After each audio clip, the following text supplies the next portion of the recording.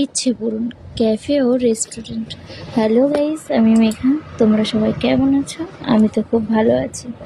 তো আজ শুক্রবার ছিল, বরের ছুটির দিন।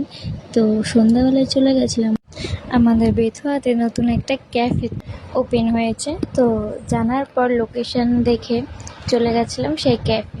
তো ক্যাফের নাম হচ্ছে ইচ্ছে পূরণ ক্যাফে। তো নামটা যেমন সুন্দর, প্লেসটাও বেশ তেমন সুন্দর। এখানে আসার পর তো দেখলাম বেশিরভাগই সব কাপেল, বেশিরভাগই ফ্যামিলিও কম আছে, হাজব্যান্ড ওয়াইফ আছে, বাট ফ্যামিলি আছে, নেই তা না, আছে বাট অল্প। এদিকে আমি আমার বর সিট নিয়ে বসে পড়েছিলাম। তারপরই মেনু কার্ড দেওয়া হলো। মেনু কার্ডে আমরা দেখছিলাম কী কী নেওয়া যায়, কী কী আইটেম আছে। যদিও এখানে সব রকম আইটেম অ্যাভেলেবেল নেই, যার কারণে আমাদের চিকেন রোল অর্ডার দিতে হয়। কারণ ওখানে আমরা ক্রিসপি চিকেন চেয়েছিলাম, তো ক্রিসপি চিকেন তৈরি হতে অনেক টাইম লাগবে, যার জন্য দিল না। আমরা একটা লাস্সি অর্ডার করলাম। তো আমরা ওখানে আমি চকলেট মিল্ক শেক অর্ডার দিয়েছিলাম, বাট সেটা অ্যাভেলেবেল নেই। তো আমরা ওখানকার যে তন্দুরি রুটি আর চিলি চিকেন অর্ডার দিয়েছিলাম, তো সেটাও অ্যাভেলেবেল নেই।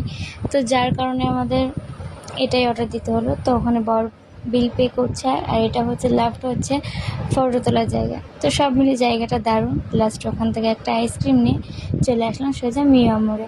কারণ আমি এর আগের ব্লগে তোমাদের বলেছি যে আমার রেড ভেলভেট পেস্ট্রি খেতে খুব ইচ্ছা করছিলাম। তো তার কারণে বরকে বললাম আজকে আর একটা কিনে দাও না। তো ওখানে গিয়ে দেখলাম অনেক রকমের আইটেম আছে, বাট আমার তো রেড ভেলভেটের দিকেই চোখ পড়লো, আর একটা চকো সিরাম। বাট আমি যে চকো সিরাম চেয়েছিলাম ওটা পাইনি, তার বদলে ছিল চকো ভ্যানিলা। তো চকো ভ্যানিলা আর রেড ভেলভেট নিয়ে আমরা চলে আসলাম আমাদের স্টেশনের ওই পারের মাঠে। বহুদিন আসা হয়নি, বিয়ের আগে আসতাম।